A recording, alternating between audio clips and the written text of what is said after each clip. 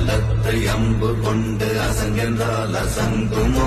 கம்பமற்ற பாக்கடல் கலங்கென்றால் கலங்குமோ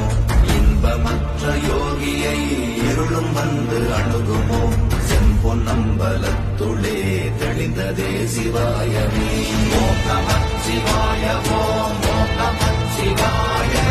ஓம் நமச்சிவாய ஓம் ஓம் நமச்சிவாய ஓம் நமச்சிவாய ஓம் ஓம் நமச்சிவாய